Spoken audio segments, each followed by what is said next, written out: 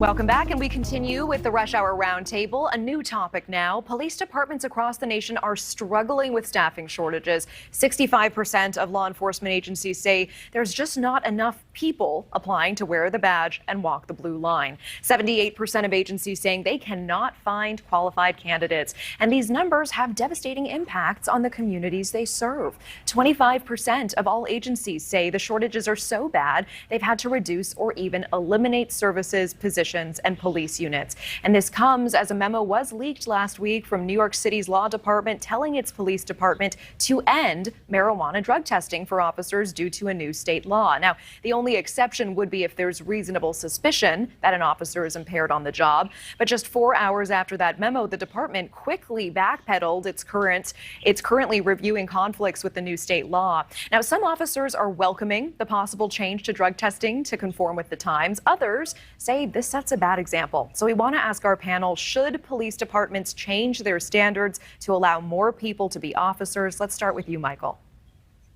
Well, I think if police departments allow alcohol, right, and you live in a state where marijuana is legal, I don't see how they can stop people whose, the only thing that keeps them from being a police officer is, testing positive for marijuana. So I don't think that it's a problem. I think it'd be a problem if they were impaired. But, we allow police officers to drink, which is an addictive drug. And so I don't see the problem with that, again, unless it is on the job. Michael, I hear you. Brad, I see you nodding. Do you agree? Yeah, look, I completely agree. I think the NYPD and honestly police departments in any state where marijuana is legalized recreationally should stop drug testing officers for it. Why shouldn't they be free to use it in their personal time like anybody else? I mean, we would let them drink. We would let them smoke cigarettes. I know I personally have a pretty intense coffee addiction. So marijuana ultimately is relatively much less bad for you than something like alcohol in many ways. So I don't see why. I will say this, in states where it's currently, illegal, they should definitely still enforce that standard for the police that they're enforcing on other people. But hey, of all the reasons to disqualify people from serving, I don't see why this should be one of them in New York or anywhere else. Yeah, Angela, as a legal analyst, what do you have to say about that? Well, first, I want to clarify what the NYPD did, because they did then walk back on this policy. But actually, their technical policy has not changed, which is that cannabis use is not allowed on or off duty. The only difference was in whether or not they did testing for it. So that is a discrepancy. And I don't think that they are allowed right now to use it, and they won't be allowed in the future because it supposedly does impair their judgment.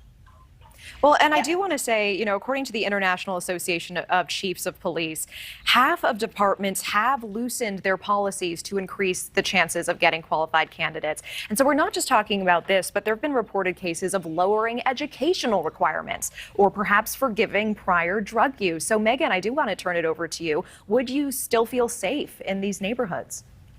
Yeah, I'll be honest with you. I don't love this idea. And part of the reason is that, we have different standards for safety professions. We have different standards for pilots, for air traffic control, for train control. So this to me these are people who carry firearms.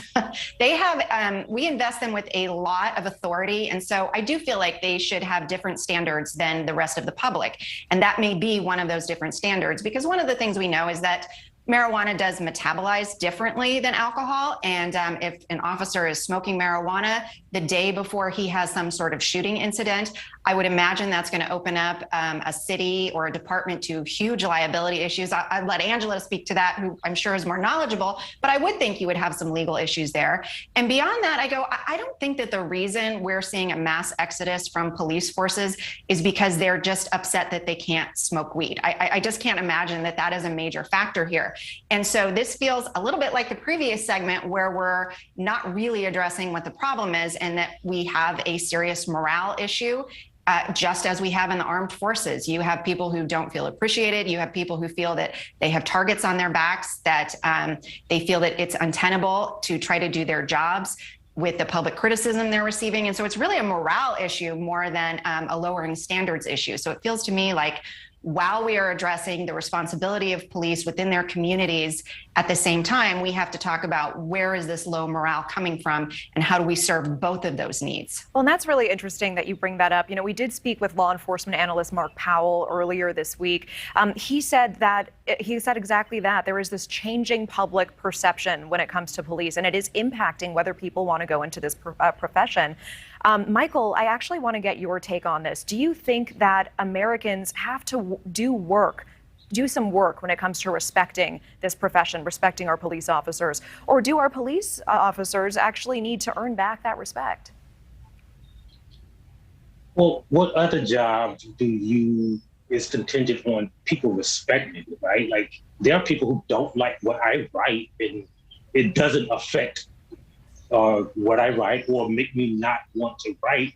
And, you know, we're talking about professionals who are paid to do what they do. And, you know, as far as that, you know, sometimes we say stuff that isn't true because the vast majority of Americans' public opinion of police officers have been affected by things that they see, right? So if you look at Black Americans' opinion of police officers, it really hasn't changed in the last 20 years, right? It's around 75% negative, and it's been since the 80s.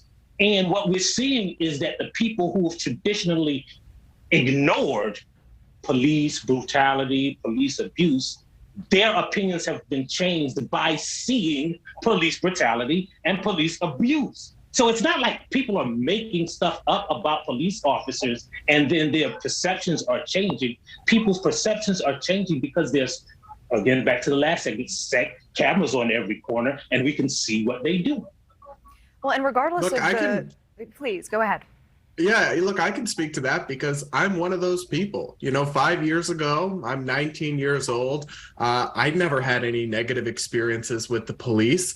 That might have been different if my skin was a different color. We'll never know. But I saw so many viral videos. I read so many horrible stories, and the social media age has shed light on lots of abuse that was going on without any sunlight in the past. I read about qualified immunity and the way that there's not civil accountability for police and police departments in so many horrible cases because of this outdated Supreme Court precedent and legal rule. And so I'm one of those people. I think we have seen a shift, and I think it's largely a good thing. I think we need people to be police officers, but we also need police officers to stand up and actually respect the rights of the communities they're policing, and they've failed to do that in many ways. So we also need to partially stop asking them to do so much. We ask too much of them to police too many things. Let's hone in their mission and actually focus on what matters. Brad, I appreciate that perspective. And of course, the end result of this, you know, a police union in San Diego told us, I believe it was last week or the week before, that a priority 1 call in San Diego, which does mean an immediate threat